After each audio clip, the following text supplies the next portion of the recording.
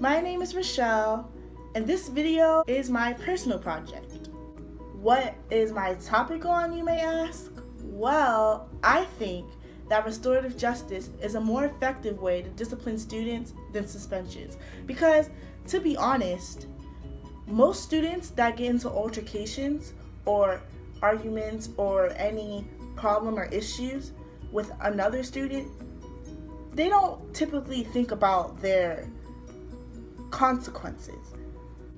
So when they get suspended to leave school, they don't really care about staying in school that often. If they have the audacity to get into a fight, then they don't really care about their education because they did not think about those consequences before they got into the fight or before they had that issue. And taking them out of school takes them away from their education. They have an excuse to miss school, so they're not getting all of the information that they could be receiving if they were in school. So I think that suspension is not the best way to discipline a kid. I prefer restorative justice. Now, what is restorative justice, you may ask? According to Google, the definition I came up with was a system of criminal justice where the offender goes through rehabilitation through reconciliation with the victims. Meaning that if you have an issue with someone, instead of going to fight that person or whatever the case may be, you would sit down with the person who you had an issue with or the person who had an issue with you, and you would talk your issues out, or you would come to an agreement together to figure out your issues, to solve your issues so it doesn't happen again, you and the victim or you and the offender. Now, me personally, I do think that this is the best way to go, restorative justice, but I didn't want to go on my own. So I did do a couple of interviews between some students, some teachers, and even some administrators to get their opinion on this matter, if they think that it's smart to do restorative justice. And each of the questions that I asked them, it surrounds their job, their occupation, whatever they are. Like if I asked the student, I would ask the student a question that refers particularly to the student. A question that I could ask them that I couldn't get from an administrator or I couldn't get from a teacher, if you understand what I'm saying. So we're gonna go to that part in a minute. So my first question that I have, let me find it. Okay, here it is. So do you know what restorative justice is? I have a vague idea of what it is. Okay, what do you think it is? It's a way of trying to discipline students by teaching them the rationale as to why what they're doing is wrong and having them do something to show that they've learned from that responds to what they actually did. So instead of just having blanket punishments like suspension, their punishment, so to speak, is in line with what they did. So vandalism, well, you're going to be cleaning up some stuff in order to restore the damage that you've caused. As a teacher, do you think that restorative justice could positively affect students academically? I think it has potential. I think it would work best, perhaps. I worry about it for the high school level, particularly for our older students, our juniors and seniors, because they're about to embark in a world that does not practice restorative justice. Mm-hmm. And so I'd be a little bit concerned with some of the real world ramifications that would come into play. But especially for maybe middle school students, it might be an interesting way to try and get them to change their behaviors before those behaviors become patterns. Right. Okay. Do you think that restorative justice can prepare students for a workplace environment? I think it can in a sense because it should teach better mediation and should help students learn things like better self-control, better anger management, and a better understanding of how what they're doing affects others, not just necessarily a victim, but even people who just have to deal with your situation now that you have done a thing. Right. The amount of wheels that have to stop turning in order to refocus and deal with that situation. So I think it definitely could. Okay, thank you, Ms. Schneider. So, the first question that I was going to ask you was if you knew what it was, but you Right. already said that. Sure. You do. So, as an administrator, Right. why do you think students get into altercations? Well, there are several reasons why students get into altercations. They get into altercations, first and foremost, because they lack the maturity to sometimes let things go. I'll give you a good example. If I meet your mom now or your dad and they say to me, "Oh, Mr. Alberts, I hate your glasses," something like that, I wouldn't jump up and get angry about it and start cussing them out and then go in front of them to square off. And because we are adults, first of all, they wouldn't say that anyway, Right. because they don't know me. And then even if they do say that, I will look at them as, okay, that's your opinion, and I move to the next thing. So lack of maturity is one of the reasons why kids get into altercation. Lack of maturity, lack of experience, and then the role of bystanders. What does that mean? If you say something now bad to me, say, "Oh, I don't like your shirt, oh, it's so dirty," right? And then your friend right here, right, said to you, "Oh, come on, stop that. That's not nice," right? That may pretty much, Right. But if she doesn't say anything, I'd rather she said to me, "Oh, you're going to let her talk to you like that? Come on, man. Do something about that." Then I get angry, then I get in your face and you are nice. So it's lack of maturity, So, that's why you don't see adults fighting every day like students do. Right. Okay.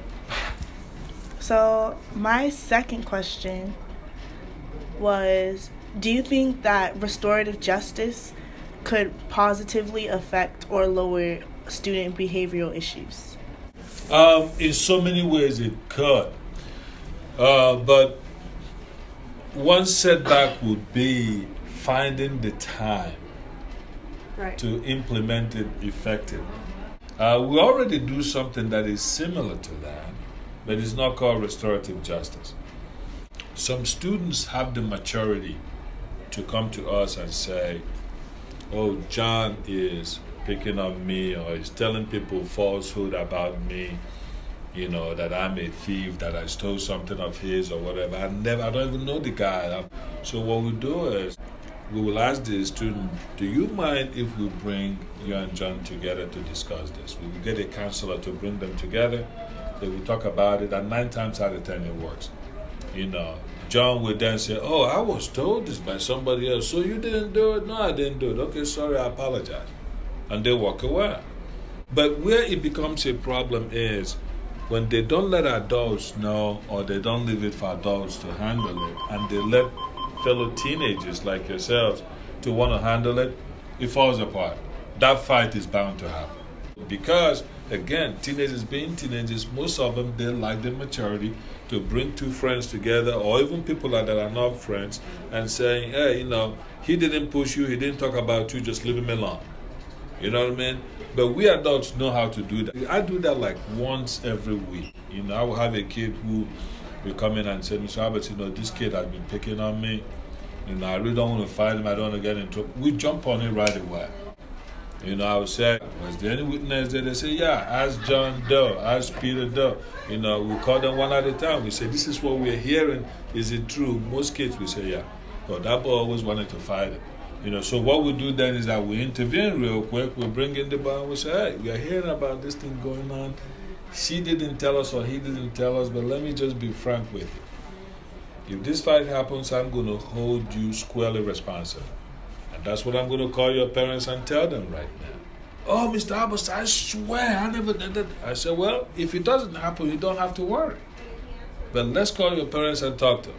I'll call their parents and I'll say to them, this is what we are hearing. This is what I said to your child. Like I told him, if this fight happens, it's squarely on him. Oh, no, I'm going to talk to him when he gets home. I'm going to take care of this. He ain't going to happen. You know what I mean? And we resolve it that way, it doesn't happen. Right, okay. That's all I had to ask. Yeah. Okay? Thank you. Thank you. You're welcome.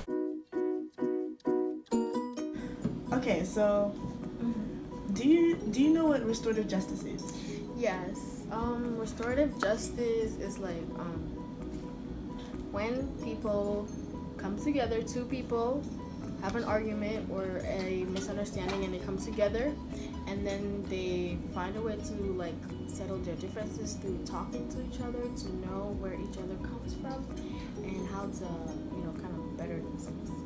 Okay, yeah, that's right. So my second question is, as a student, which do you find more beneficial?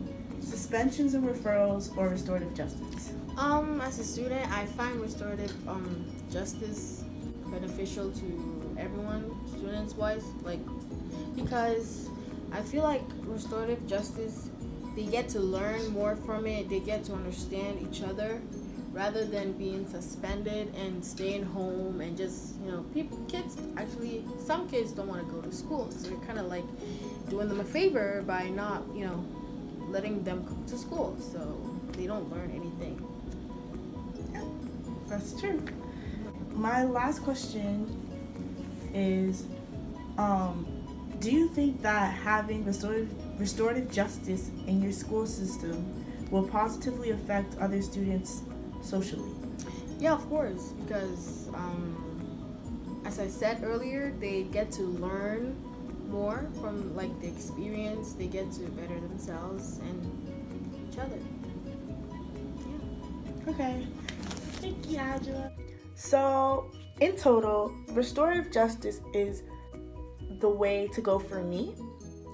And as you can see, according to everyone else, Mr. Albert, Ms. Schneiders, and Angela, they all think that restorative justice is also a very effective way of disciplining someone.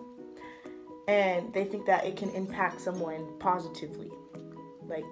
They think that it can impact their lifestyle and their future positively.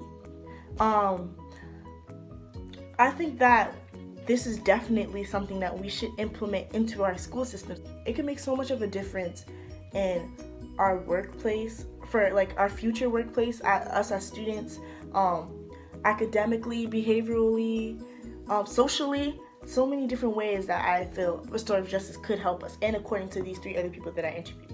I want you guys to be inspired by my project and my research, and I want you guys to go out there and say something. I want you guys to go out there and try to enforce it. Try to make people more aware about this and make people want to use this instead of something that doesn't help students. It doesn't improve them. Something that's not improving them. I want you guys to go out there and maybe talk to your parents, or parents talk to teachers, or teachers and principals go talk to the school board and try to make a difference. Try to implement this form of discipline so we can benefit and encourage our future to be more mature about situations instead of fighting or getting suspended or whatever the case may be. Anyways, that's it, guys. Thank you so much for watching. Please be inspired to go and make a difference and say something to someone so this can become something in the future, please. And I'll see you guys later. Bye.